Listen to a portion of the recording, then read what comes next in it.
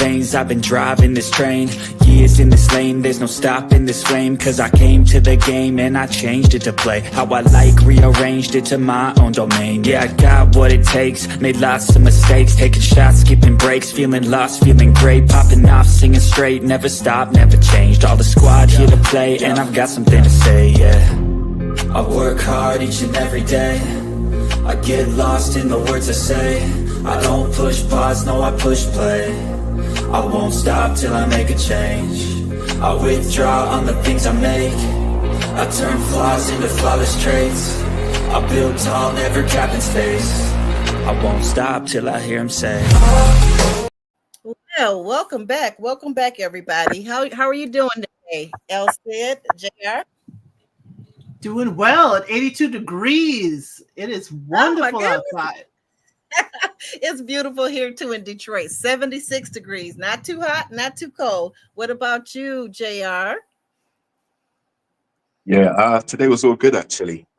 It's quite sunny, but too much wind. So I would probably guess we were somewhere around 65, 70 as well. Oh, nice. I finally get numbers from JR because he's always avoiding the numbers. It's either nice or it's either cold. So exactly. Tell us where you're tell us where you're from, guys, in the audience. Tell us where you're from and tell us how's the weather. I hope that everyone's having a wonderful, productive, or restful, as the case may be, Sunday afternoon. I gotta say this really, really quick, and then I want to ask you guys too. I went to a concert this weekend at the Detroit Symphony Orchestra, and it was, I hope I get this lady's name correct. It was Cecile McLaurin Savant. Is anybody familiar with her? She's a jazz artist, a contemporary jazz artist.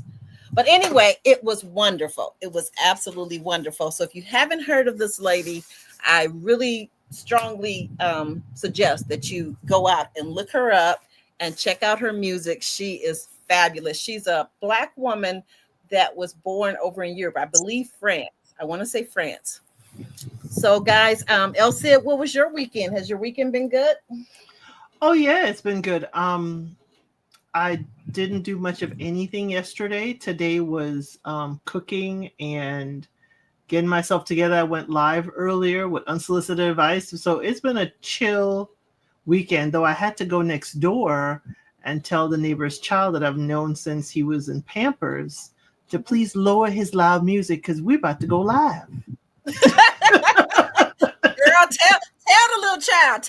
Wait a minute, how old is he now? Is he an adult? He is 22 now. Yeah, he's a young adult. But tell the peoples that we about to go live. What about you, JR? How's your weekend been so far? Weekend's been quite busy. Working both days. Some PTing, some outdoor coaching, and some property inspections yesterday. So busy. Busy. Yes, yes, indeed. Well, guys, we finally got to it on this episode. We got a lot of stuff to talk about because couples are falling by the wayside every episode. Making you look like a slouch. Every episode, these couples are falling by the wayside. What did you think, just briefly, JR, what did you think about this week's episode? Episode was a good one. Saw some drama. And some tension regarding some logistics with Jay and Cinco. Like, they're obviously having an issue with who's going to move to who. We obviously saw the Ty and Brittany situation, and I think the only couple that didn't feature too heavily was Chris and Alexis. But Jared and Charlie, they made some more progress towards the end of their situation. And most importantly, we finally saw Kiki and Brandon discuss her secret, Yes. which was overdue, long overdue. Long overdue. Long overdue. So overall, a very good episode. Yeah, I think so. I think we got a lot of stuff out of the way, and looks like we're gonna have quite a bit more next week too. This week coming up. What did you think, El Cid, about this week's episode? It showed that many of these couples, all of these couples, have hurdles to go over, and whether or not they should cross those hurdles or just head on home is left to be seen. Because them, except for Cinco and Jay, they can certainly move forward with the hurdle that they're facing. All the others, I think they should just go to their separate corners of the U.S. and find new love. You mean you think that about Kiki and Brandon too? Yeah. Oh heck yeah. There's nothing there for me to say that it's salvageable, whether it's on Kiki's side or Brandon's side. I got some smoke for Brandon too, but I don't see it being sustainable. Something like this kind of a fracture, it can be lasting. It's like when would he be able to, in his mind, trust her fully? Right. I mean, this episode, you know what this episode showed me, you guys? It showed me that when I keep hearing out in the streets, in the social media streets, that women don't take accountability, it showed me that there may be some truth to that. There may be some truth to that. I mean, let's look at if you look at Kiki, if you look at Brittany, would you guys say that maybe they could have taken some more accountability? They didn't take any accountability, neither of them. So they could have definitely had room to take more. It's like accountability didn't even enter their mind with their respective situations. It didn't seem to. No. And that was disappointing because, especially in Brandon's case, well, no, both their cases were quite severe, but I mean, Brandon was just asking for an apology from her of some sort. Mm-hmm. And maybe that could have changed the complexion of how he reacted a little bit. But Ty and Brittany, they were over they've been over for a long time. And she just got incredibly hostile towards the end of the situation. Well, let's go ahead and get into these scenes, guys. Let's go ahead and get started. Thank you for that, JR. So we pick up this week as where we left off with fingers in the face. Yeah, fingers in the face. Yep, fingers in the face, and all kind of heated exchange going on between Brittany and Ty, and the whole house basically in the kitchen observing all of this. Like, what is going on? Like, what do you think, El Cid? Did she have a right to feel some kind of way about what he said because he said no, that he didn't think they would be good sexual partners? He was speaking his truth. So that was the name of the game. So he did have a right to say it. He wasn't disrespectful. He just said no. He wasn't heeing and hawing about his answer. And when they asked him to talk more about it, he said, no, that's not what the question asked for. I gave you an answer, and that's it. And in my mind, he protected her from from getting messy about it. Yes, he did. Hey, but she doesn't see it like that. She sees it as a rejection. And how dare he reject me? Yes. Hey there, Manira. Good to see you. Am I saying that right, El Cid? Munira, that's how I say it. Munira. Okay. Yes. Good to see you guys. Welcome in. JR, what did you think? Did you think he had a right to say no, or was that should she have been upset with him because he said no?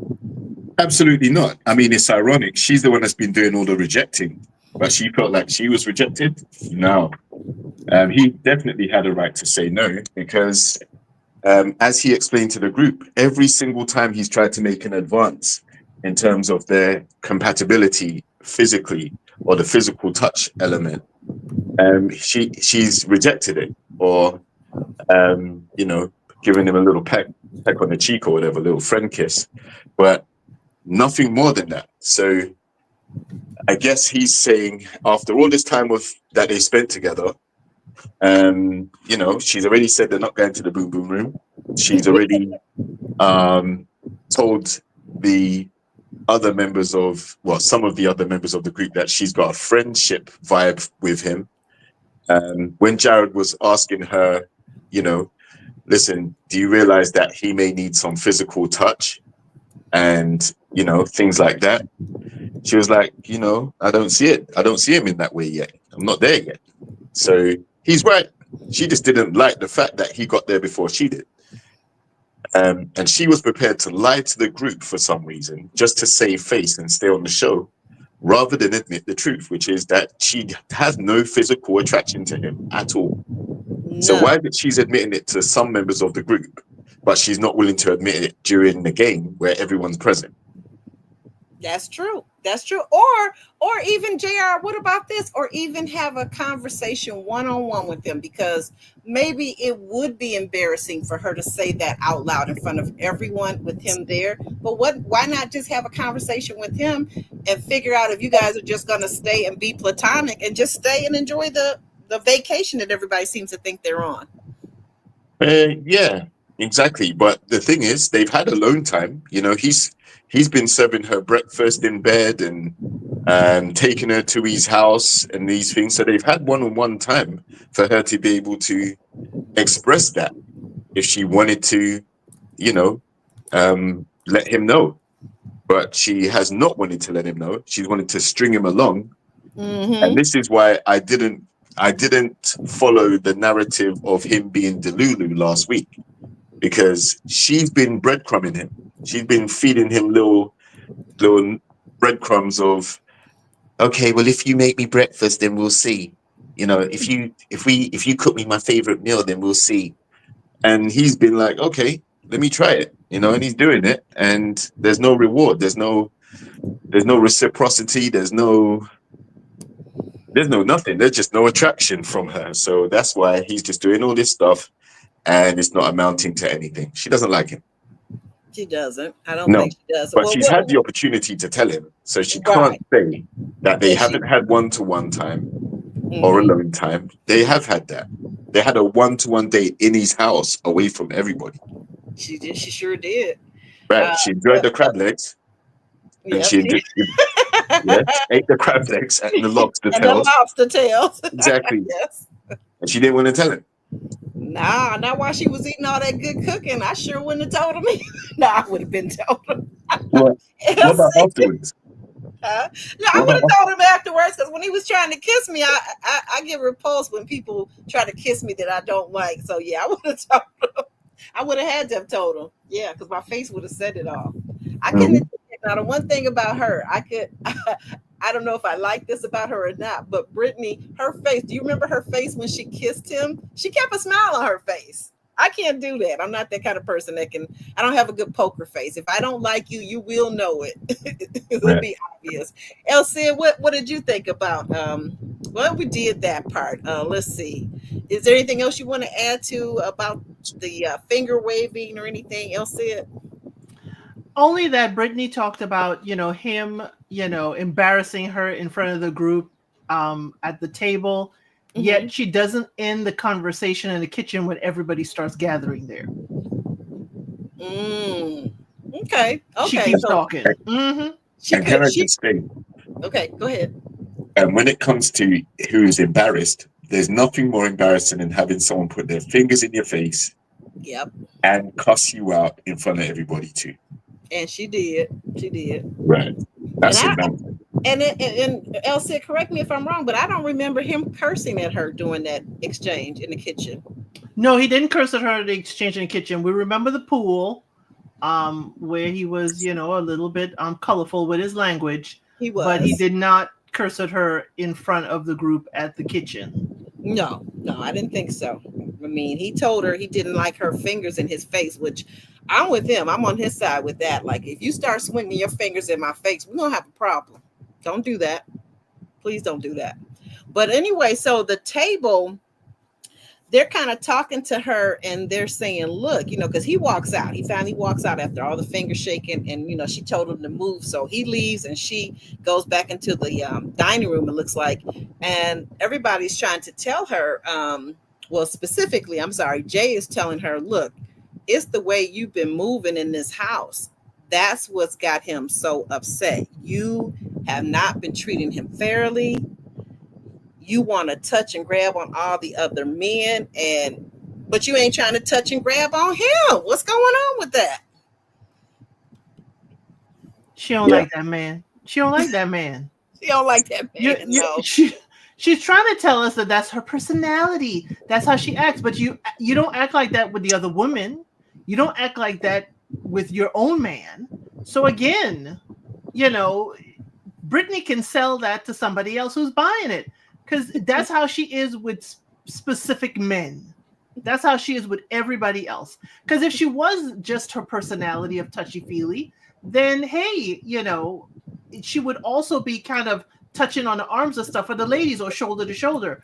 But yeah, Jay was the right one. The ladies were the right ones to bring that up because it would look kind of funky if it was a man coming at Brittany about this. Right. Absolutely. If it was part of her personality, she would be touchy-feely with Ty from the get-go, but it's not part of her personality. And the other thing is, why would she be holding back sides of her personality with Ty if she liked him, and then revealing other sides of her personality to the other men who ain't even with her, and they've got their own partners? Oh yeah. Oh wait, I forgot to turn this on.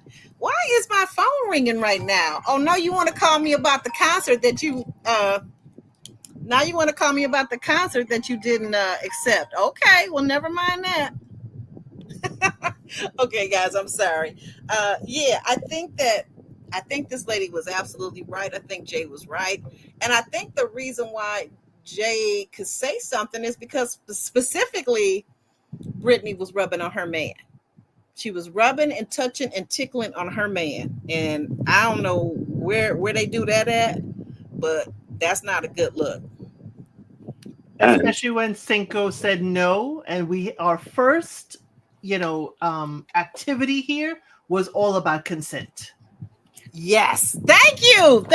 Yes, indeed. It was about consent. And we see that he was telling her stop. And then I think at one point, what did he say when they showed the clips from the past? I think he said, listen, if you don't get your ass away from me and stop trying to tickle me, stop it. Like he really didn't want her to do that.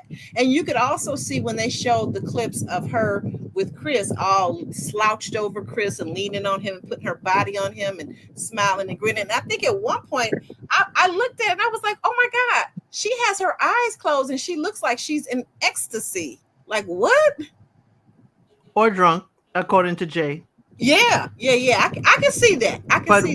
But what I love with Shady production is that they showed all of the instances, and Ty is in the room watching her touch these men and be withholding from the only touch he gets is to touch her feet or her fingertips to hand her a drink or breakfast. Ty is watching all of this and she thinks he's not computing it. Right. She's doing it right in front of him. And even if she weren't doing it right in front of him, she knows they're all in the house together and everybody likes to talk, right? Everybody likes to talk. So he's going to get wind of it, even if he wasn't there. But listen, she says in her confessional, she says, but all these guys are handsome. They're good looking. They got great personalities. But guess what? What about your guy? What about Ty? Do you feel that way about him? Is he handsome? Does he have a great personality? Because I think that was the reason. I think that was what Jay said too. Was so pointed was that you are here to date Ty. not to flirt with these other men. Exactly. And that's what made it even more disrespectful that she was doing it in front of his face. She doesn't respect him enough, like him enough to even have the self-awareness or the presence, to be aware of his presence in the room while she's being touchy-feely with these guys. Mm-hmm. So that to me showed that she just sees his feelings as insignificant. And he didn't challenge her about it. He didn't say, how come you're touching on all these guys and ain't getting none? We did get a glimpse of that when they were getting the couples massages. And he was like, listen, every time I try and touch you like this, you have a problem with it. Remember, we were calling him out for being quite petty for bringing that up. Yeah. But now it kind of seems valid. Yeah, it does. I told you all that when we talked about the massages. I said something's going on. You Ty did. said she don't be moaning and groaning like that when I try to touch her. Yeah, you did say that. But I thought at the time, because it was early on, I thought maybe it was just a little bit soon for her. Maybe she's that person that needs time to kind of warm up, even though they've been talking on the phone. I think, was it 4 months, something like that. But and she just met Cinco and she tickling him in the kitchen. Exactly. Yeah. But that came later now. That came later. That did come after the massages. But you're right. But I think, let me just say this real quick, JR. I think that it's funny. I think about this thing. I don't know where I heard this, but I think our bodies are very good tellers of when something is wrong or off or the chemistry is not there, right? Because if you stop and think about it, if you've been out on a date with anyone or someone was flirting with you and they tried to touch you or kiss you without your consent, if you really weren't feeling them, your body reacts. And I think that was what was happening with her with that massage. Her body was responding to him because she doesn't like him. Mm-hmm. Yeah, very true. And like Elsie said, she doesn't know Cinco at all. She had been talking to him for a few months. He's already booed up. So for her to be comfortable enough to touch him, that's another red flag, in my opinion. And Chris too. She don't know Chris either, and she touching on him. Touching on him. Exactly. So we can't even use that excuse that she was trying to take time to warm up to Ty, because she known Ty longer than she known either of those men. And Jay, did you see this? I think there were a couple of times where she was kind of massaged the back of Brandon while he was in the kitchen washing dishes. I think. Do you guys see that? Mm-hmm. She liked all the guys except for her guy. That's basically all of them. Elsie, would you say? All of them. She was, harnessing the energy from all the men. What we saw that, production showed us clips of, no man was immune to her touching except Ty. Right, that's it. No one but Ty. Manera has an interesting point. She says that they showed footage of Brittany trying to get Cinco out of the kitchen while holding his hand. Manera, was that when she said, when he told her to give him his card back? Was that the one you're talking about? Because I was wondering what was going on with that. Did you notice? No, that was the multiple clips that we saw, and Ty was there at the counter. But when she was leaving, she wanted to get him out of the room. She was still holding his hands. He tried to kind of take her hand to take it off of him, and she kind of turned her hand to keep his hand clasped to kind of walk him out of the kitchen. When she's like, "Well, come with me out of the kitchen," and he was like, Right. And what would have happened? What would have happened if Cinco had went with her? Obviously, that wouldn't have gone down well at all. So, what was she thinking? Like, you're supposed to be leading Ty by the hand out of the the room with everyone. And I think she was just trying to intentionally create some mess. I think she is the type to try and steal somebody else's man. That's what it gave to me. Yeah, it did look like that. But she's holding on. She's saying, no, that's not it. And Jay kind of gets upset and says, you know what? A woman like you are promiscuous. And Brittany's like, promiscuous? You don't even know what that term means. But Brittany says, no, I'm sorry. Jay says, no, you are promiscuous. You are promiscuous. Well, what is that? It's you walking around here. And when this airs, you're going to look very, promiscuous. You're going to look bad. What did you think about that, Elsie? It's like when she tried to turn that on Jay because Jay was with her man the first night. Mm-hmm. The whole promiscuous thing is like, promiscuity doesn't just mean, engaging in intimacy with several different people. That tickling and touching is an intimate act. So while she's maybe saying she's promiscuous with her touch, with her hands. So you're giving it to everybody except for the man you're supposed to be with. So I was like, in this scene with not only Jay but also Alexis came up and was co-signing what Jay said, I think Brittany has a hard problem with the mirror. She has Yeah. a problem when someone puts the mirror in front of her and shows her actions, because right now in her head they're supposed to be on her side chastising Ty, and they're not. Right. So now they are the enemy. Well, Right. so Right. and how does that go to accountability? Like I was saying earlier, did you feel like she took accountability for her actions?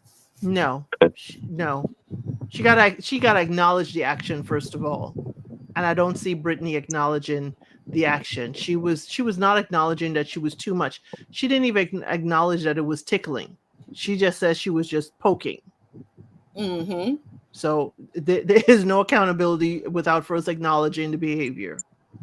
Right. And JR, you were going to say about her accountability? Yeah, accountability zero. She did try and say, she did try and deflect and say, well, you were bent over in the shower on the first day. That's not promiscuous. That's her man that she was with. Like Jay was with Cinco doing that. And that's between Right. them. That's between them. But I think what Jay was trying to say is, with the promiscuous comment, it was like you came here and you've got a man already, but yet you touching up on other people's man while you got your man right there. Right. So that is where I think she was going. Not sleeping with people. She was saying, you've got a man and you can't keep your hands to yourself with other guys. You're tempted by other guys. And you're acting on it. You're acting on it. Yeah. Yep. And then with Ty, Ty kind of summarizes everything by saying, I think that she is used to getting her way and being treated a certain kind of way. Would you agree with that comment, Elsie? That Brittany's used to being treated some kind of way? She's used to being treated, she's used to getting her way, and she's used to being treated put up on a pedestal. And the thing is that even though you're put up on a pedestal, the item put on the pedestal is still giving something back, which can be seen as beauty or function, like a vase holding flowers. I don't see Brittany giving something back. What is she radiating out? What is she giving back? Because those who put her on a pedestal, why? Why did they put her on a pedestal? And what did they do that made her feel like that was a pedestal? Is it just catering to her? Is it just giving to her? Because it sounded like you are to give me, I am to receive, and you are not to bother me or, be bothersome. So I'm just wondering what her previous relationships look like, because I'm thinking she has maybe is just skewed a little bit as to how she saw the relationship going. Yeah, I think so. What were you going to say, JR?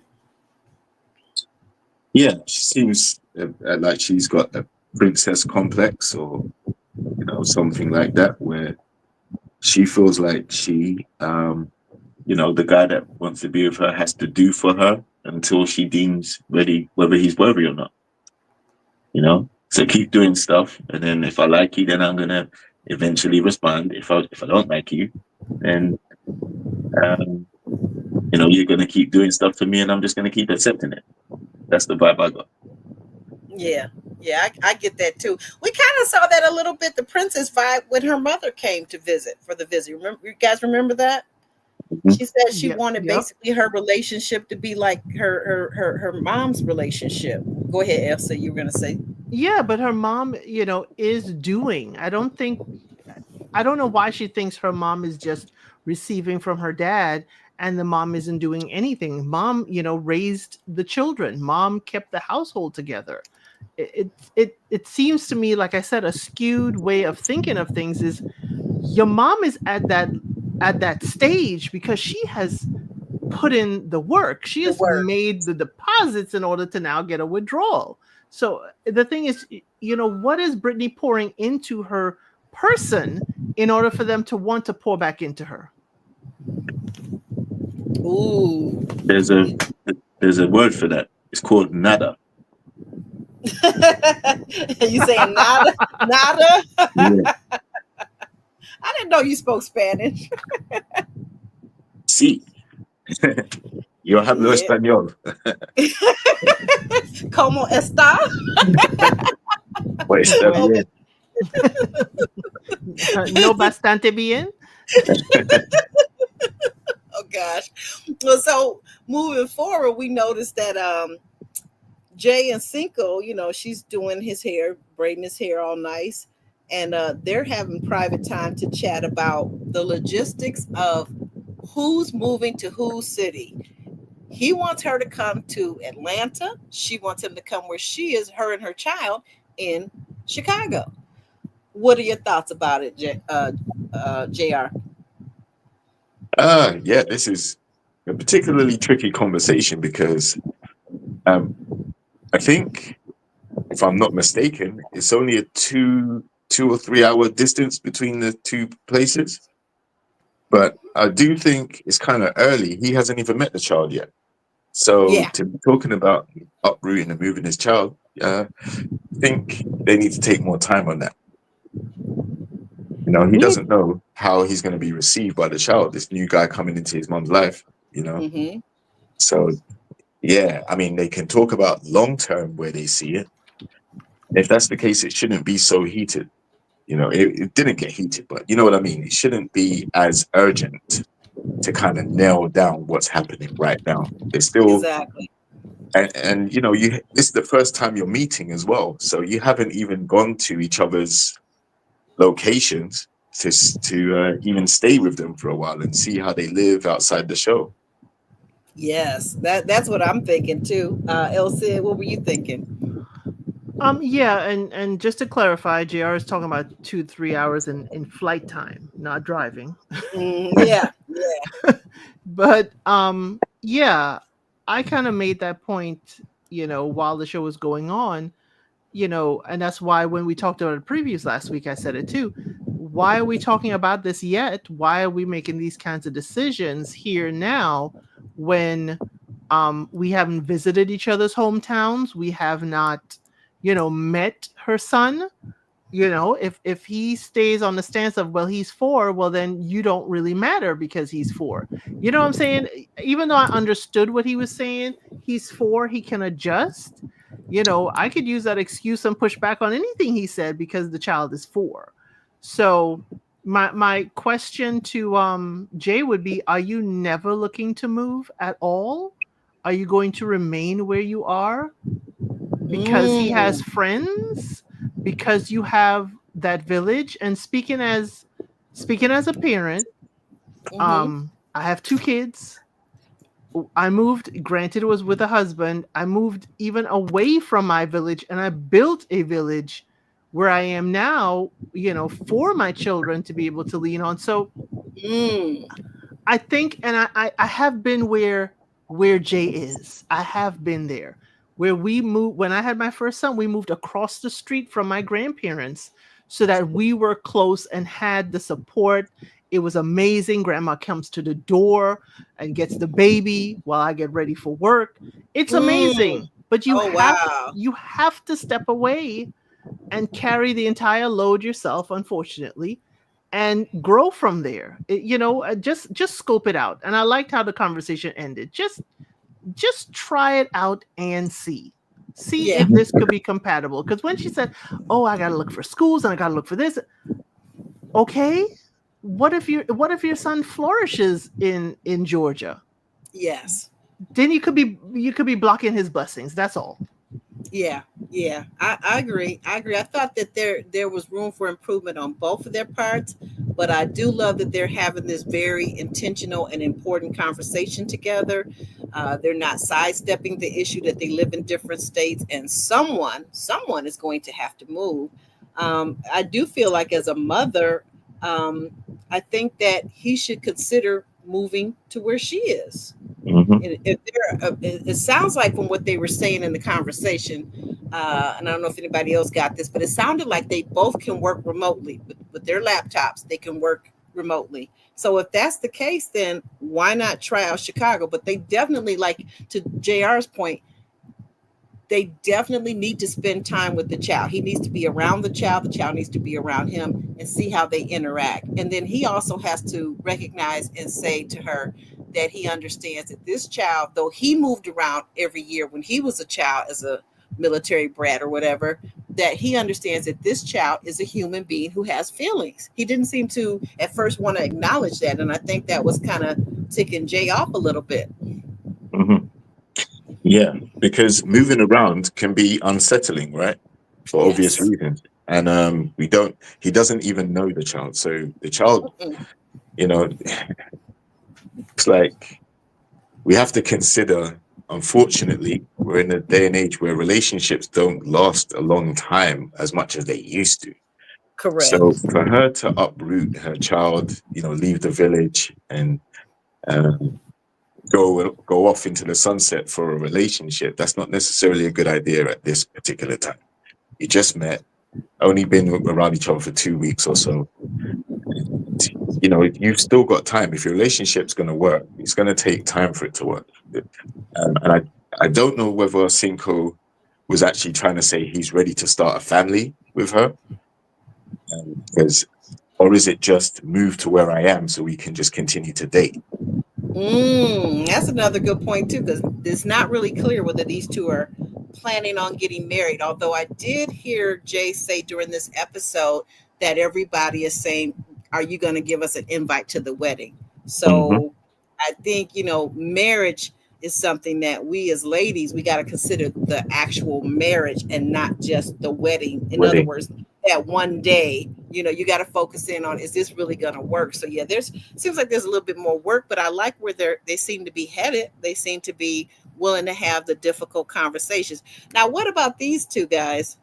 Oh, I wanted to go back to Jay and Cinco and ask a question. Me Yes. too. Okay. Me too. What Okay. if, he plays ball internationally? If they Mhm. do get together, Mhm. what if he has an international contract? Is she willing to then move internationally with him? I think it's a conversation they do need to have about moving and where they'll be living. And it is Mhm. something she will have to either consider or not consider. But he plays ball internationally. Yeah. Mm. And exactly. And the other thing about it is, what happens if she moves to be with him? Then he gets assigned to an international team, and she's already uprooted and moved to where he is now. She's not going to know no one. She doesn't have a village there. She's not going to have him there while he's in the season. Maybe she got to spend time with him in the off season. But I thought the most logical solution is for him to move to her, because he doesn't have a Yeah. child and he's not tethered, right? Um, Right. but again, once he does sign to a team, at least, or start playing again, at least she won't have uprooted and left everything. She'll have people around her while he's away. And when he's coming back, then they can spend time together where she is. And I also will just throw out there is this thing about men moving into a woman's house, and how when things go north during arguments and things, he may be kicked out quite frequently. So there's Mm. that too. But yeah, from what we've seen, they seem to be getting on well. But I just think that they can take a lot more time to get him familiar with the kid, get both visit each other, spend time with each other in each other's habitat, and then you can kind of make the decision. Okay, now we're more serious. Now we're still on a good footing. Let's see if you come and stay with me for 6 months, 3 months, whatever, or vice versa. But it Right. doesn't have Right. to be so soon. It doesn't. It doesn't. And I just thought of something, and before we move on real quickly, I just thought of something too. I felt like a little bit during this conversation, and we're going to talk about them a little bit later on, having the same conversation. I kind of had to wonder if Jay was putting all the onus on her son not being able to move and the village, and if it was some part of her as an adult, because if she's lived in Chicago her whole entire life and never moved to go to college, go away to college in another state, that might be a thing too, where she just really doesn't want to leave the area that she's most familiar with, and she doesn't want to say it's her, but she's putting it on her son. Good thought. Could be. Yeah, definitely could be. And Yeah. let's not exclude the fact that Chicago is extremely cold and windy at times too. So Oh is it yes. another location for Cinco to move there? You might Yeah. get snowed in. You might miss flights due to the weather and stuff. So Oh, like for work and whatnot, like yeah, going out to do exactly. his. Okay, I see what you're saying. Good point. Yeah. Good point. Good point. Okay, so moving on to this couple, what were these crazy people doing? What were they doing? Like, what is going on with these two crazy kids? Playing in our face. They're They're still playing in both our in La face. La Land. Playing in our face. Um, they're talking, and she's saying that she needs to know from Jared, where is this thing really going? Um, did she not hear him last week when he was talking Nope, to her? nope. Did she not understand the words that were coming out of his mouth? Nope. She didn't hear a word that he was saying. He told her straight up last week. Um, and she's still in La La Land. You know, um, I think what's happening with these two is he has said he's given his honest assessment finally after stringing her along to get to the boom boom room or to get to the box or to crack or whatever he wants to call it. But after they've done that, he's specifically said, it's time to let her know how I really feel. I don't feel like it's going to work with all these kids, Right. these additional kids, and he's having a difficult time just learning how to manage 2 kids at the moment. So to have 4 more in the equation, he's not looking forward to that at all. So he has told her, and she's just not receptive to what he said. Not at all. Not at all. What do you think, Or Elsie? she just doesn't want to give up. She Oh, doesn't want to give up. maybe she doesn't. Elsie, what do you say? I agree with a lot of what JR said. Yeah, she doesn't want to give up, definitely. And that's sometimes we as adults have to realize sometimes the best thing we could do is just let go when a relationship is not serving us. We always hear, you got to be a ride or, unalive or, person. Right, Sometimes you right. have to realize that the ride will cost you in the long run and just get out the car. And she's in a thing of, I've got to put my best foot forward. I've got to save this relationship, when sometimes it's okay to say, this relationship isn't for me and we need to just part. Thanks for getting it cracking. And we just go our separate Right. ways. And I think for her too, she is invested. It is 4.5 years. You are tatted on my body. She is invested. Oh, that's right. She did. Oh my goodness. I think Right. that is so foolish. How in the world would you tat somebody's name on your body when you haven't even met them?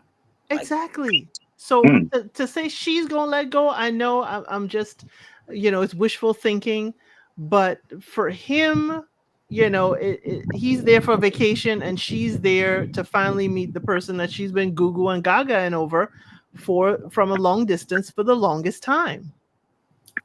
but Right. something that comes to my mind that makes me think about this. Charlie does this a lot, it seems. And there's evidence of that 4 times that she does this a lot. She gets involved with the man and she lets him sweet talk her and throws the panties away. Next they're having intercourse, no protection, and voila, 1, 2, 3, 4. You know, it seems like she maybe does this a lot because I don't understand. Like even the last child she had, you would have thought like after 3 she would have learned some lessons, but here she goes with the 4th child. She tells us that she had a one night stand because she was upset with Jared. Like what? Because you're upset with Jared, you're gonna bring another human being into this world without having a solid relationship with that father because you're upset with Jared, who, by the way, you've never met. Because you're upset with Jared, you go and share your body with someone else before the child. You went out and actively shared your body when you say you're committed to this guy. So my thing is, when did we get the tattoo of Jared, before or after this one night stand? Ooh, Exactly. good question, Elsie. That's Excellent question. actually that's Mhm. actually where I was going to go with it too. Like you Oh, both had babies on each other. That's what happened. While you've been right. talking, you've both had children on each other. So, the talk of being in a committed relationship and all that stuff, yeah, that's for the birds. Otherwise you wouldn't have both done that. Right. That's both on both sides, his side Yeah, and her side. Right. exactly. Hmm. I think they're both just for the streets. And I think that's part of the attraction to one another. They both are very hot natured, you know, i.e. High libido. And those types of people tend to attract to one another. So and by the way, nothing wrong with having a high libido, but I just don't think it's a good idea to just be willy-nilly bringing children into the world because you like to have relations with someone. I don't think Or that's a or good reason. become community property. or, or become community property. You're correct because you got community peen over here with him, and then you got community kitty over here with her. Hmm. I guess that's a decent way of saying that. Um, Very, very decent way. okay, we're gonna move on to Jay and Siko because they went on a little date. They went to have some perfume made, and they're going to have it custom made with all the scents and the fragrances that they enjoy. And this is the first time for both of them to ever been on this type of date. What did you get out of this date, Elsie? So what I got out of this date is Cinco seems to be the more romantic of the two. Mm-hmm. Because we were loving basketball with a slice of pizza with Jay, Mm-hmm. and now here we are with a very sensual and Mm. very intimate fragrance blending, even though he had never done it before. I have done fragrance blending and candle making and stuff like that classes, but this is very intimate, and I'm loving how the person who did the date brought it together and smell it on your partner and really honed Mm. in on it. And I Mm. think it made Jay see him a little bit different, see him as a very soft romantic partner. Because if you look at Jay throughout that entire time until he brought up moving, um Yes, go ahead. she was exactly as her dress was. She was in bloom. She was a flower in bloom for that man while they were talking about the fragrances. The only thing I would say is, and I think it may be editing, we heard a lot of what Cinco don't want to smell rather than what he did want to smell. I don't want no cinnamon. I don't want this. I don't want, it was just a little bit like, tell me what you like about, blending the fragrance together. But I think it's a wonderful date. And for those who are out there listening, it is a date you should explore with your, particular partner. Yeah. I think something I would put in my index file for later. Should I be dating someone? I think that would be a very, like you said, it was a very romantic date. I love what you said, Elsie, about her being in bloom like her dress, because she really was, wasn't she? She was. I saw it and I said, Jay is as soft as her dress in this Mm-hmm. moment. She got ready for it. She knew they were going out. She didn't know what they were going to be doing. Mm-hmm. And, I'm glad that Cinco is able to withhold information from her, this romantic date, because we know she could draw any kind of information from him. But it's a little too revealing of a dress for me. but Jay looked beautiful, and she was very, very on her softer side with this, and she let him run with it, because there's too many times I see these ladies when it's not a date they're expecting or a date they truly like, that they're like, oh my God, we could have done this, we could have, kind of be negative in the date. Yes. But Jay leaned into, I've never done this. He's paying attention because he knows I love perfumes, but I love scents. And that is what I like about Jay and Cinco's relationship. Okay. JR, what about you? What did you think about the date between Jay and Cinco? I thought it was a very intimate date, actually. A very good idea. Like most people, you go out on dates and you eat, but smelling is another sense. So, smelling all these different fragrances, you may find something that you want to cover your partner in and smell that all day, or it gives you perfume ideas for gift ideas or whatever, for birthdays or Christmas or whatever. So, I thought it was a very cool date, and it worked. They both got closer and kissed and shared an intimate date together, and that's the goal. So it's all good. Yes, they did. I loved it. I love this for them, that they were able to talk. And as Elsie pointed out, she was very much on her softer side until he brought up moving again. But they seem to be willing. The thing about them is they have enough attraction. I think this is why physical attraction is as important as all the other aspects of a relationship, because when you have that physical attraction, you work harder to please the other person or to come to a mutual agreeable compromise, I think. So can I just pose a quick question to you both? Sure.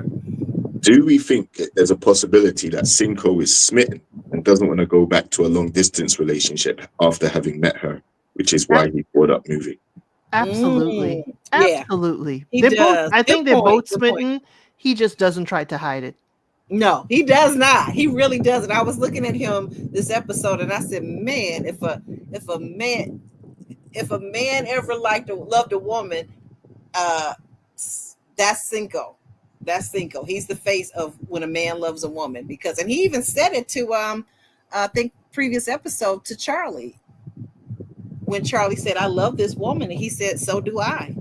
He didn't bite his tongue, he didn't stammer, he didn't do like most guys, well, yeah, she's okay. He said, and so do I.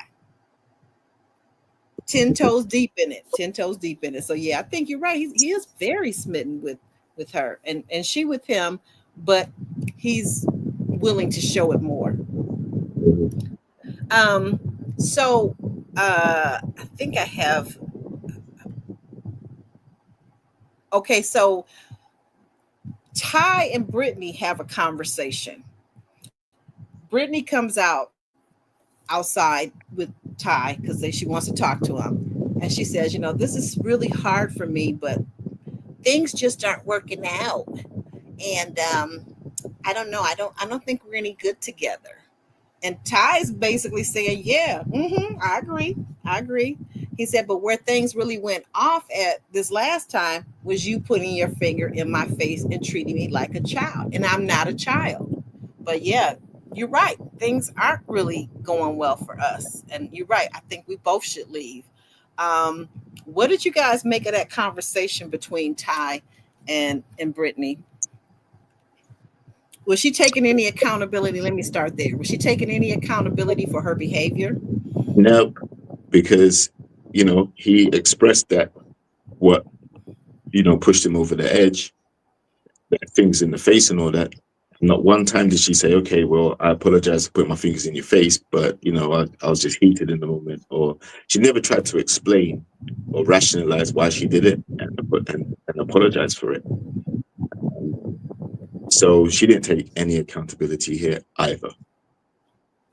No, I didn't see it. Elsie, what do you think? No she accountability. Takes some accountability. Mm-hmm. No accountability. First, she has to acknowledge her action. And in this way, it was a softer side, but I saw her as continuing to chastise him, except there was no finger waving right now. But no accountability. And also, so when they finished having this conversation, and they were very mature about the conversation. I will say that there was no yelling, no cursing, no finger waving in the face. Ty, she didn't do that to you this time. But then when he came back in, they came back into the house. Ty was busy saying goodbye to everybody. It was nice meeting you, a pleasure. And she basically stomped up to the room to start packing without even Lexi tried to ask her, hey, are you going to say goodbye? And she didn't even, she looked and then she kept walking. What did you guys make of that? Why would I say goodbye? You were against me in the kitchen. You're supposed to be on my side. That's why she dismissed all of them, because they brought up her behavior. So now they are, public enemy number one in her mind. So okay. she did not like anybody who held a mirror up to her. We're not going to get a goodbye. Even Kiki is standing there. Kiki wasn't even involved in the kitchen, and she caught a stray. She was like, bye. And Brittany was like, bye. And just walk on by past her. Mm-hmm. Yeah. And Ty has been making friends with people in the house, which was one of her complaints initially. Right. And so obviously, because he has a better relationship with everybody in the house, he's going to do the courteous thing and say bye, where she's going to storm off in a strop and be like, everyone's against me and all this other stuff. No, they just called you up for what you were actually doing. And yeah, she didn't like it. So she stormed off. And I think the only person she spoke to was what, Charlie? Charlie. Yeah, they walked out. They walked out together. Yeah, they did. She said, well, you're my closest. Oh, and one last question. I know we'll move on. Do you guys believe her when she says that she's actually going to keep in touch with Charlie? Or is that just something she's just saying? She ain't keeping in touch with nobody in that house. That's what I was thinking. What about you, JR? Any thoughts on whether she was intentional about that? Was she being honest? I'm not sure. I think she could have just been saying it at the time because Charlie was there, and Charlie's been up to mischief in the house as well. She's been talking behind people's backs and everything as well.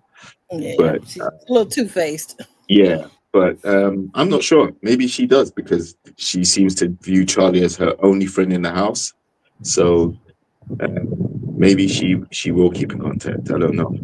Okay. But we do know she's definitely not keeping in contact with Ty. Yeah, we know that for a fact, because when Charlie asked her, are you guys going to just be friends? She was like, no. Exactly. At least she was finally honest and to the point this time. She said, no, I'm not going to play that game. So I have to give her a tiny bit of credit for that, Okay. Question. Do we think she's going to try and keep in contact with any of the men from the show that she was touching and feeling on?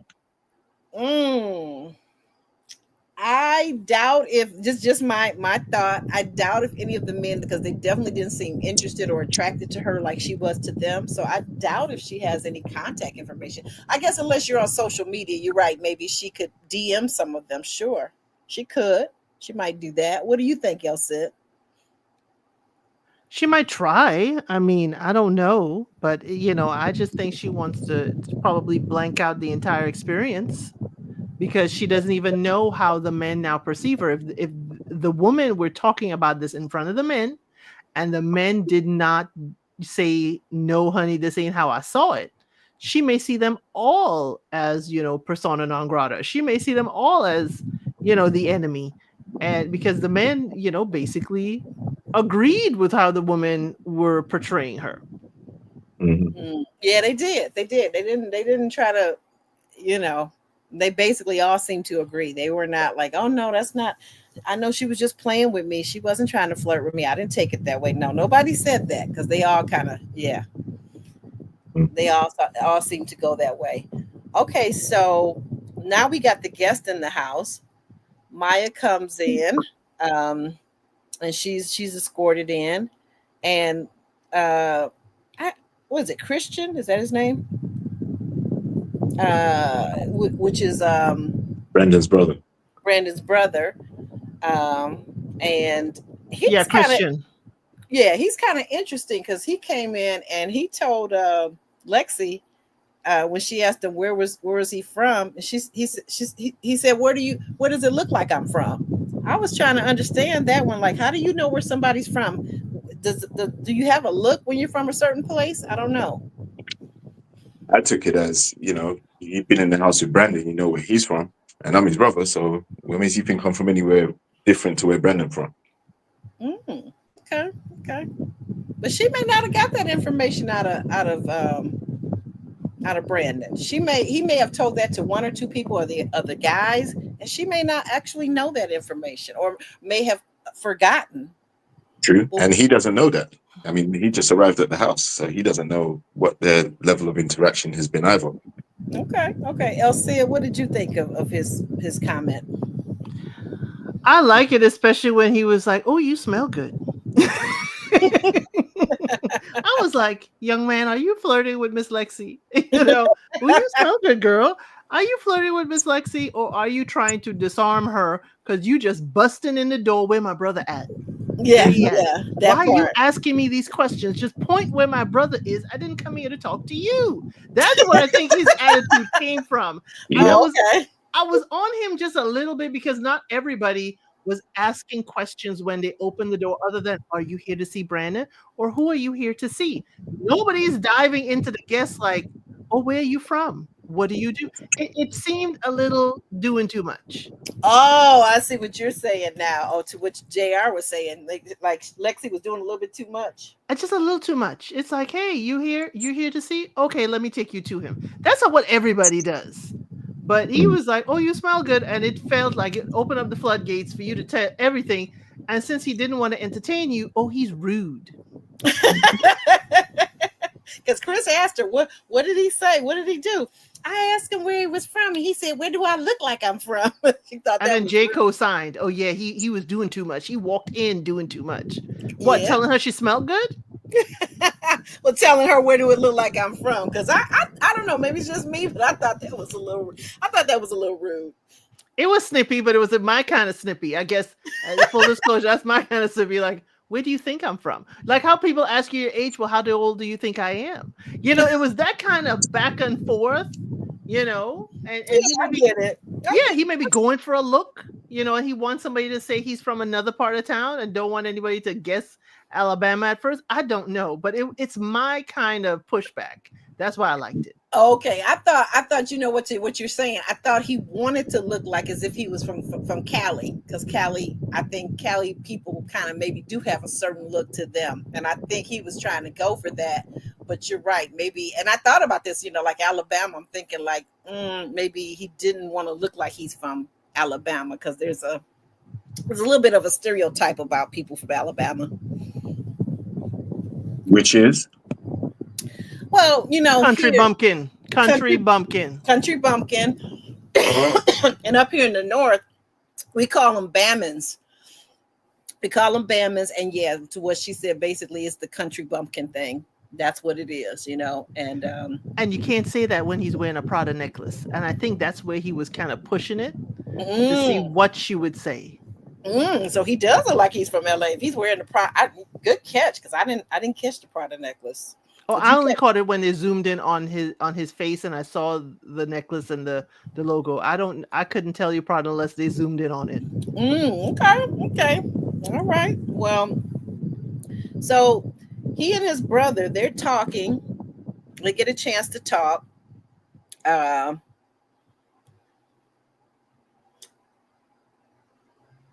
now the four of them are together, and they're sitting down in the living room. And when asked what did they learn about each other, Brandon says that he learned about her alcohol problem. What did you think of that comment, Elsid? Yeah, Brandon was coming in a little too hot. He could have said her relationship with alcohol. Okay. He could have said her relationship with alcohol was a little too strong. And I really, it triggered me. It brought up some past traumas. That I could have said, but how he said it, he came out swinging, and I was like, what happened before this? That Brandon is coming in hot. He was coming in hot. But he still apparently, like she said, he has not forgotten about that, and it's in the back of his mind. And then he tells us why, because of his step-parent, his stepfather. JR, what did you think about that comment about her having an alcohol problem? Yeah, I think he definitely could have rephrased that and said something like, I'm learning more about her personality. She likes to drink and have fun and, you know, get lit, sleep in late the next day. And have a hangover. Right. And fall off the ottoman. And suck her thumb while she was asleep. I'm sorry. I'm sorry. Can't say anything about that damn thumb in her mouth. But I'm like, you are way too old for that, girl. Mm-mm. And you've got braces? Like what? That should hurt. Right. That should hurt. One of my kids had braces, and that's when they stopped, with the thumb sucking. So I don't understand her having braces and still being able to suck her thumb. I don't understand that. Because usually when they put in braces, they put a bracket in there to kind of block the thumb from going fully into the mouth. And I think as an adult, she didn't take that option, because I know I did that with my youngest when he needed braces and he was a thumb sucker, and it pushed him to stop doing it.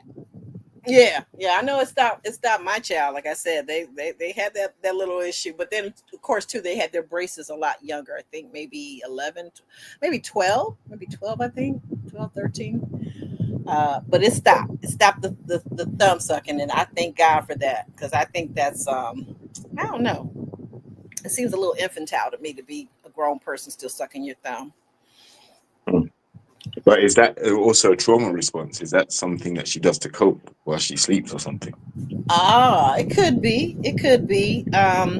You bring up a really interesting point, because this is something I wanted to touch on with her. I felt like in these last scenes of this episode, I felt like she was very much gaslighting Brandon. I felt like she was lying to herself and Brandon. And I felt like, you're very right. It could be a trauma response, but I don't know enough about it. She hasn't really informed us of very much, other than that she had this boyfriend for 8 years, and then they broke up, and then now she's with this guy. So I don't know. Right. And her mom passing. So Exactly. it could be, but all I know is, you sucking that thumb while you have braces, that is counterproductive. Correct. You paying for something that ain't gonna be corrected until you take your finger out your mouth. Correct. Correct. Yeah. And also, she did actually say that when she sat down with the friend, I know we're going to come to it, but she did say, one of the reasons why she doesn't want to lose Brandon is because she's lost her mom. She's lost. Yes. Thank you for She that. doesn't want to lose Brandon as well. So she's obviously afraid of losing people. Yes, and you know what? Thank you for bringing that up. I'm sorry to interrupt you, JR, but you got me excited. She called him her comfort person. Yes. Did you guys notice that? Because I was like, a comfort person. I've heard of comfort food. I've never heard of a comfort person. Right. Now, is that the basis on which she's using to form the relationship? The fact that he's just comforted her during her time of loss and her time of need. But if that's the case, what was her man doing that she'd been with for 8 years? Is right. Comforting her as well? Right. Yeah. What was he doing? That's exactly right. El Cid, you want to chime in on this one? Because he brings up an excellent point about the comfort. Yeah, because I think her man previously, he may be someone that's kind of like a mirror, and he may be pointing out her shortcomings. And since Brandon had not met her, all he's feeding into her is positive energy. So I could see him as her comfort person, the go-to person to kind of lift her spirits, because he don't know any different about her. Right. Good point. Good point. When we're having these fantasy long distance relationships, you never met the person. That could very well be a thing. You're right. He's pouring all this positivity in you because the relationship is kind of staying perpetually new, because you still never seen each other. You never spent any time. You never got to see her habits so that he could see that she drank a lot. Oh, which brings me to one thing. Did you guys notice when they were talking that she said that there was a period, a couple times, where they did not talk for a couple of months at a time? And did you wonder why? Because I was wondering why. JR? Yeah, caught that. I'm not sure, every relationship does have arguments from time to time. They could have been. But for a couple of months?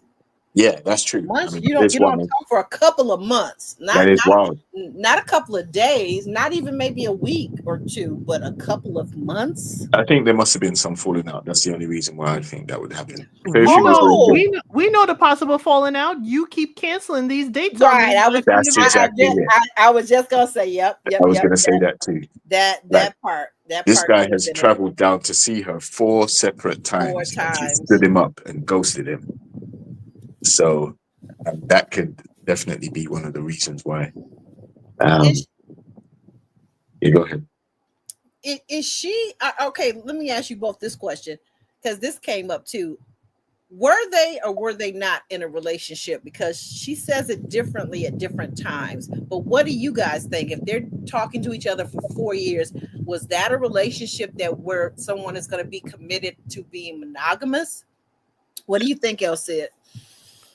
Okay, it's sounding like Brandon is the Delulu one. You know, we always say the woman. Usually it's the woman. Usually it's the woman that says in the relationship, you know, is more than it actually is when there is no conversation. Mhm. And I think for Kiki, since she was still with her ex-fiance, she cannot see herself as being committed to Brandon, because she committed to somebody else. So she couldn't see it as a full-fledged relationship with Brandon. But hey, you know, I do smell that it may be a little bit in the funky town.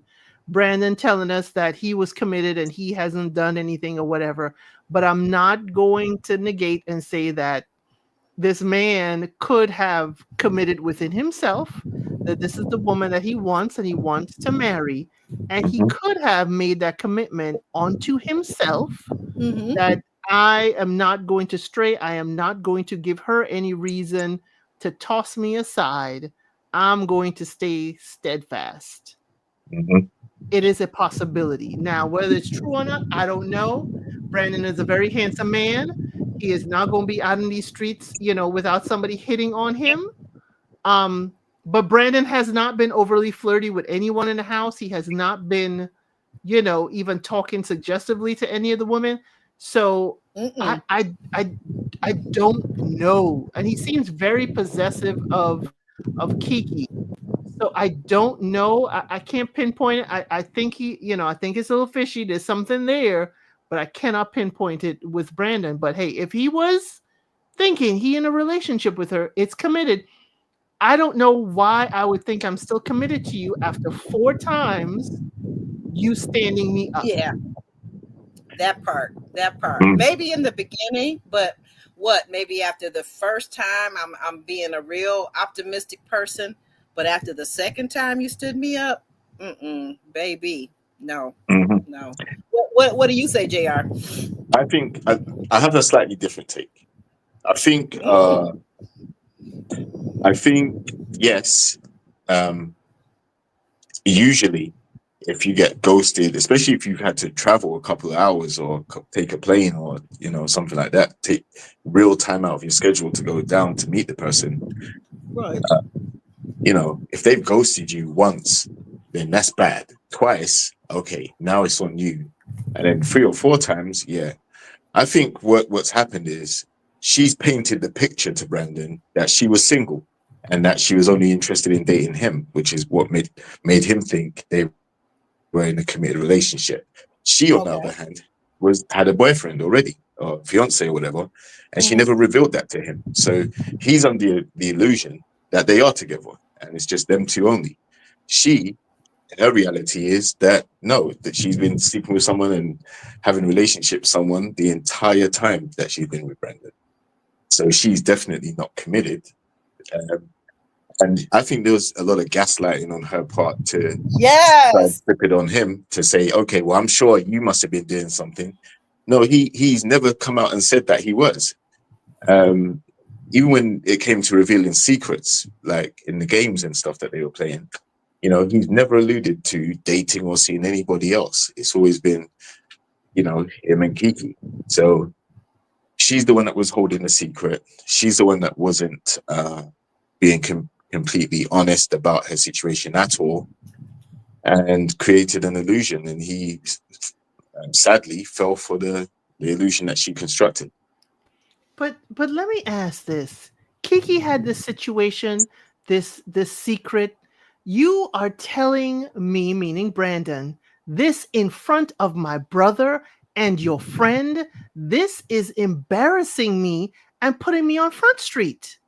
Yeah, Yeah. 100%. And Yeah. that's why she waited. You I think that's why she waited, Elsie. exactly. She waited to be able to have backup. But the Mhm. thing is that you were in this situation with an ex on your own. You created this firestorm foolishness. Now Mhm. you need backup to be able to tell. I really Right. don't like that. I need you to stand on your own too. In your wrong, you should not need anybody to prop you up or whatever. And for the brother to say, "Oh, let's be lenient on the drink," da da da. It's like you have just told me you have cheated on me in Mhm. front of important people to yourself and myself. How am I supposed to take this relationship further? Exactly. And you know Exactly. one crucial thing as well? When the friend came in, the friend said, or she said, that the friend doesn't even like Brandon. She's very skeptical of her and Brandon's relationship. Yes, she did Why? say that. What have Wow. you been feeding your friend to make her skeptical of your and Brandon's relationship? I would be skeptical. Y'all have never met. Yeah, Y'all have but she's never also in a met. relationship with a man already. So if her friend's known her all her life, as she said, she would have known that she's in a relationship the whole time that Ooh, she's good been with point. Brandon. And she just Yeah. moved out from the boyfriend just like this past February. It's like, for me, the warning bells didn't go off for Brandon when her mother passed, because I'm sure the fiance went with her to the funeral. The warning bells didn't Absolutely. go off then. Exactly. Yep. Well, now, Yep. but here's a question. Hold up, Elsie. Here's the question. Did her mom pass maybe before she met Brandon and started talking to Brandon, or during the time while she was talking to Brandon? It sounded like during the time. It Oh, sounded Mhm. like fresh when she talked to the doctor. It sounded like she's Pretty recent. yeah, well, like within the year. oh, okay. So I may Yeah. have misunderstood it. I think she did say her mom passed away last year. That's what I thought I heard. Oh, So okay, okay. Well, yeah. so she would Then definitely have known if he's Brandon. her comfort, right? If he's her comfort person, then it looks like she would have like at least said, can you come be with me? Because that's a huge loss to lose a parent. It Right. looked like she That would have wanted, like you said, for him to be there. that may have been one of the times where she stood him up. She may have actually been saying that, and he may have said, "Okay, let me come down and let's spend time with you and Mhm. And console me through this time." And she said no. that could be a couple of months where we don't speak Yep. because I'm Yeah. really going through a rough time because Yeah, now that could be. You're right. yeah. Good point. Yep. Good point. Good point. Yeah, planning the Yep. funeral, the situation, and then just grieving afterwards. That could be. Exactly. That could be. But Mhm. the interesting thing that they said when they talked about that, and she said, we didn't talk. There were times when we didn't talk for a couple of months. The interesting thing is Brandon said, "Well, I was busy," and then she said, "Well, I'm busy too." So I didn't get any of that feeling that it was about the mother passing. That's the only reason why I didn't consider that. Mhm. But you She bring could have up a been very busy with the funeral. Yeah, she could have been busy with the funeral. She good could have point. been busy with her modeling career. She could have been busy with her boyfriend that she was still living with. That's Ding true. ding ding ding ding ding ding. Uh-huh. She could have been getting busy with the boyfriend. Ooh, I'm sure she was. I'm sure she was too. And then And then, oh, go ahead. she's afraid to be touched by. Well, she doesn't want to be touched by Brandon. Uh, They and then moved he also past that though. They did move past that because if right. you And then notice when but they last asked her, she said, "No, we didn't cuddle last night after this came out." right. And then obviously last week she said when she was asked how Brandon can improve their situation, she said, "Touch her, touch me." Mm-hmm. And he probably looked around like, "Wait a minute, I've been trying to touch you. You're the one that you've been warm and you're not touchy feely. I'm surprised at that." I think that's what he said as well. So Right, but Jr., you got that they have been touching each other because they've been spending the night. She's been spending the night in Brandon's room apparently, or the boom boom room. We don't know yeah, because when Cinco asked her, where did you sleep? How did you sleep? And she said, "Oh, I was tossing and turning." And then he said, "Well, where did you sleep?" And she said, "I had to sleep in my own room." He said, "Oh," and she said, "Yeah, because I missed the cuddling." So they have been touching each other at this point. right. But that's what makes the secret even worse then, because he's been under the illusion again. Like he's thinking they're making progress, they're getting somewhere, and now she's just dropped this bomb in front of her friend and the brother that she had a whole boyfriend the entire time that they were together. And this is where I went against the house when they were gassing up Kiki, saying, well, y'all really weren't in a relationship. How could it be cheating then? I did not like or agree with that, Yeah. That's it. That's the thing. That's the thing, that they were gassing her up. And I thought that was kind of a little weird that they would feel that way, because did they feel that way with their own long distance relationship? That it really wasn't a relationship? What makes me wonder. Well, makes me wonder. The thing that stuck out to me was the house was saying that, but at the same time, she was in a relationship and she was cheating on her man with Brandon. Right. So that was the relationship she was actually in. Oh, okay. Right. Well, so she was in a relationship somewhere along the way. Exactly. Right. So and the house will say, is it really cheating because you never met up with Brandon? They will find an excuse, JR. Yeah, but it's cheating because like I said, if she's got a man already and then she's starting an online relationship with Brandon, then that's cheating.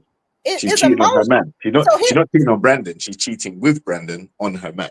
So here's the question. Here's my question. So is emotional cheating really cheating, El Cid? I think it is, because you are entertaining the advances and entertaining intimate conversations with someone who is not your partner. Okay. JR, is emotional cheating with someone? Is that really cheating? In the context of wanting to have a relationship with them, absolutely. But I think there are different levels of insecurity in a relationship. For some people, they don't want you to have any friends of the opposite sex. They don't care what you're going to talk about, whether it's cordial or not. Like, there's some people who are like that, and there's some people who say, I don't mind you having platonic friends, and as long as there's no funny business or no dirty conversations or anything like that. Yeah, but at this point, they were talking on the phone, and he got the impression that he was exclusive with her. She had to be saying something to him that, if I were her guy that she was living with, I would say that, yeah, she was cheating. Like El Cid, something you said about entertaining the idea of a relationship, right? Yeah, she was entertaining Brandon for sure. If this man decided a 2.5 hour drive to come meet you, you were definitely dangling a carrot in front of him that a relationship. 4 times, not once, not twice, not thrice, but 4 separate times he did that. And wait. And on top of it, was actually willing to come on national TV on this show after the 4 times being stood up. Mm-hmm. I don't know. But in any case, the next morning, they're sitting there talking. They get their breakfast and they're sitting down talking. And she begins to tell him, a lot of times you're not this person that I think is so wonderful. I think you have issues. Don't just throw it on me. It's not all my fault. Like you have things that I don't like about you. You have things that I don't like about you. And I don't know, like what's going on? And she says, oh, Brandon, you have 83 deal breakers. And he says, no, I don't. I just got a few, the drinking and the cheating. What did you make of that, El Cid? First, I was distracted by what is that for breakfast? Okay, that is the first thing. I was like, that is not any kind of breakfast I could have. But I was distracted. But I felt she embodied, Clavassier who left. It's kind of like, okay, I said it, I'm, whatever, get over it. It seems like it's like you need to get over this in record time so I could get my cuddles and I could sleep well. That's not how this works. He is allowed to be hurt. He's allowed to express his hurt.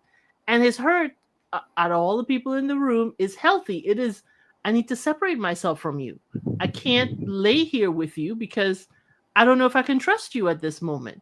But she kept on pushing it on him because I think she was looking for his blemish. It's like, okay, I have this cloud that was hovering over me. I know you got issues, you got blemishes, you got something. I got to tell you about yourself. But if him having 83 levels to the standards that he has or his deal breakers is the only thing you can come up with, I'm like, there's something else here. She did also say that is how he says things, and he can have a distant, and I know because I'm like that too. He can have a distant and almost unemotional, cold way of saying things. And I saw it here with this interaction. It's like he is hurt, he is disappointed in her, and he is kind of distancing himself emotionally because he was really falling for this young lady, and he needs to protect himself and just distance himself. He can't even eat. He can't even eat. That's how, it's like Brandon can't eat. I've seen Brandon eat in every instance. Okay. Now he can't eat. He is, feeling some kind of way, and she wants the forgiveness in her time, but you've got to allow the person to forgive you in their time. Right. That's exactly right. What do you think, JR? What do you say? It just seemed like deflection to me. I mean, listen, in reality, every partner you could ever be with will have things that you like about them, and there are some things that you don't like about them, or things that you tolerate because of how much you like them. So to me, it just seemed like she was stating the obvious. Yeah, there are things that he does have. He's not perfect, but she's using it in the context as if to say, listen, okay, well, I did what I did, but you're not perfect either. And no, listen, own it. You wanted to, come on this show and meet this guy. Now you have to, tell him your secret, and you have to live with the fact that he's going to be hurt, which is why you held off from telling him in the first place. You waited until the second to last episode of this show to tell him the secret because you knew that it wouldn't, he would take it badly. And, he was willing to get up. He said, listen, so I'll get up and end this relationship right now. That was the type of attitude he had. So he was obviously affected by it. And she took no accountability for how he may have been feeling at the time. It's all about how she feels, despite her being the one that had the secret and had done the betrayal in the first place. This episode got me to wondering about Kiki. Now, you pointed out that that she has had some trauma, and maybe even the thumb sucking could be a trauma response. And I think that's a very good point. But Kiki claims that she had this boyfriend, the ex-boyfriend. I think that's the one that she's talking about, that she lived with, and that she found out that he was cheating on her and all these things. So I kept wondering, like, where is it that you found it in your heart to do this man the same way your ex did you? If you were hurt by your boyfriend, what do you think about Brandon? And yet, like you said, JR, she's deflecting because she's not taking any responsibility. I never heard her admit to that what she did was wrong. That I basically, it's basically, again, when I say people lying by omission, it's a lie because you didn't tell them that you were in this live-in relationship. And my other thought is, how in the world were they even able to talk to each other for 4 years if she was living with another man? Behind her man's back. Terrible. If her man was at work, she'd probably be speaking to Brandon. When he's asleep, she might sneak a quick message to Brandon. That's what, for 4 years. And remember, she worked nightlife, so it's not that hard for her to come home late, talk to Brandon real late in the car before actually heading home, and then put it off as closing the till late. I forgot about the working in the nightlife. I forgot, or I didn't even hear that. I don't think I didn't even hear that about her. Okay. Yeah, that's why she said she can't drink at work. She said, she models and does nightlife. Right. And let's not forget Brandon's trauma too. Brandon has a real thing about the alcoholism and things like that he's experienced. Right. Not one time did we see her show contrition for that either. But right, because she says basically she thought that he was insensitive when he asked her, well, what are my things? And she said, well, you're insensitive, and but you both have been insensitive because Right. what you did to him was very heartless and insensitive. Exactly. And let's not forget, as soon as she told him the secret and they asked him how he felt, he said, "No, that's a deal breaker." He did. He did say that. He did say that. And So that means he's not going to continue, if he stands by that. yeah, well, we see they're in the finale. They're still in the house, so we're gonna see what's coming up. The finale is coming up. What did you guys think about? Did anybody remember any of the plots for highlights for next week? For the previews, I only had two things. Alexis says she is tired of no intimacy from Chris. Oh yeah. And right. Jared said monogamy is not human nature. Oh yeah, he's one of those. It wasn't a Hotep. He's one of those Hotep guys. Like, I peeped him out a long time ago. Like, basically the way he used her body. But then she did allow him to use her body. So it's kind of 6 of one and half a dozen of the other, because she has to take some responsibility too. But yeah, is anybody surprised that he doesn't believe in monogamy? Anybody? Raise your hand. I'm not surprised. I think it's a very, he just exposed himself even more. Mm-hmm. The whole purpose of meeting her was to see if you can bond and continue your relationship in the real world, right? Right. So if he doesn't believe in monogamy, why is he wasting time? Why is he coming on the show for? He could have stayed at home and been a Hotep, but he decided to come on the show and try and establish this relationship. And by all accounts, it's a monogamous one that everyone's expecting. So if his views don't align with that, he should have told Charlie that ages ago too. Right. That's another secret he held back. That's two. That's two right there. Anything else coming up on the week? Like you said, back to what you were saying about Lexi and not getting any and being sick and tired. She gonna wait till the finale to be sick and tired? She gonna give it up to the last minute. The intimacy suites is open until the last day. She said he got 24 hours to let's get it cracking. My friend bought my supplies. I am ready, willing, and able. Oh, that's right. Her friend did bring the supply of prophylactics. I'm sorry. Condominiums. Yeah. Right. Conundrums. Conundrums, yeah. You guys are a mess. Fundaments. So now is it the understanding that we'll see the finale next week, and then after that we will have because they're talking about they're having a reunion this year. Yes. Right? Finally. Yeah. Mm-hmm. Should be interesting. It should be very interesting to see Tati and Cavassier come back. All of these people to see what Ty finally says. He kind of gets up the gumption to say something, and all of this. Right. I will say though, just going back to Chris and Alexis. Yes. I thought the best opportunity for them to be closer or intimate is after the date they had where she took him boxing. He really seemed to enjoy that date. They kissed afterwards, and I thought, she said they came back to the house on cloud 10.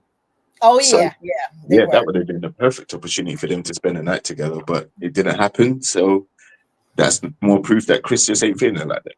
He's not feeling her like that. He's another Brittany. He's not feeling her like that. Not at all. Guys, JR, you want to tell the people where they can find you and what's going on your various social media? Yeah. Yes, people, you can find me on JRX TV on Instagram, JRX TV on IG, health, wealth, well-being, a few other things on there.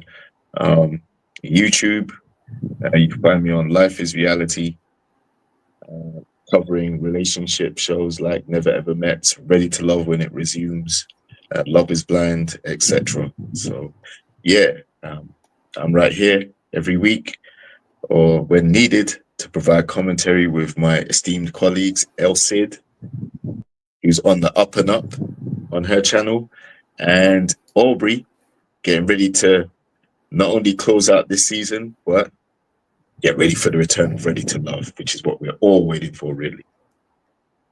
Yes, indeed. Thank you for saying that. Thank you.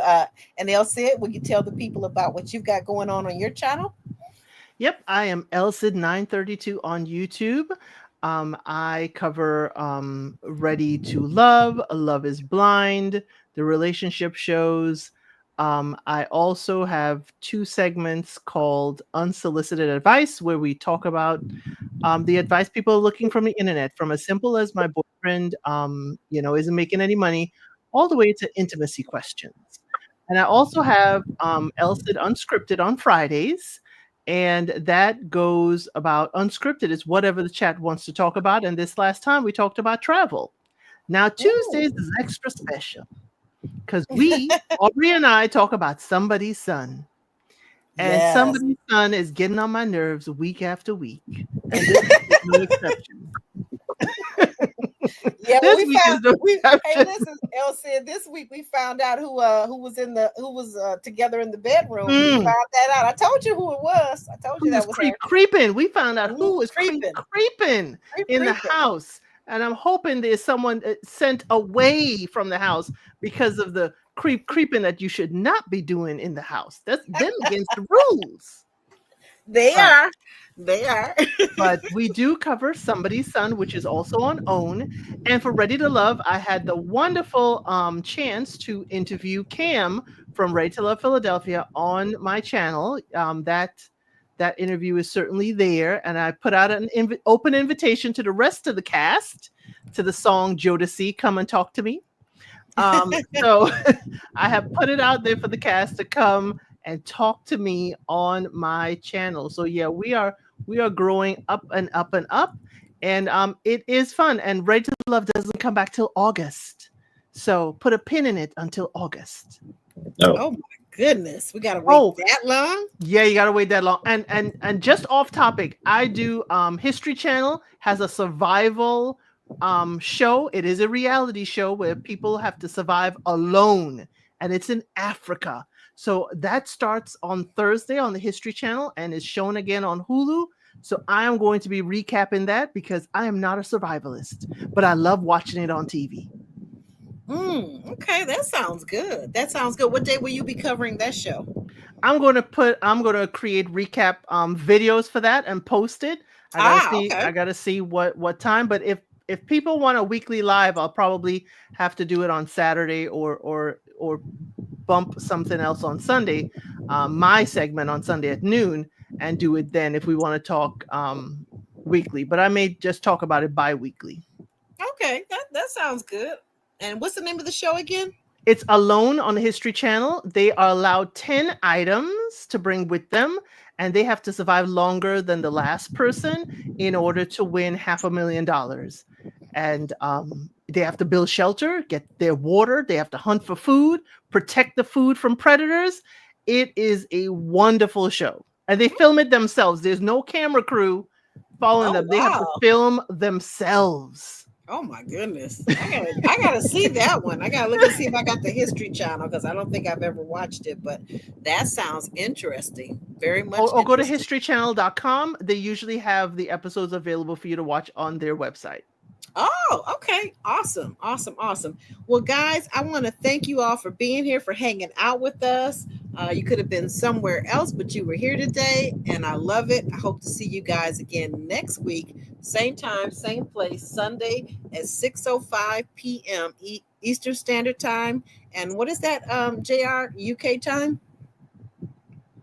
6 p.m. will be 11 p.m. UK time. 11 p.m. UK time, guys. So we're gonna sashay on out of here, and with that, you guys have a great week. Okay. Thank you, everybody. Take care. Speak to you soon.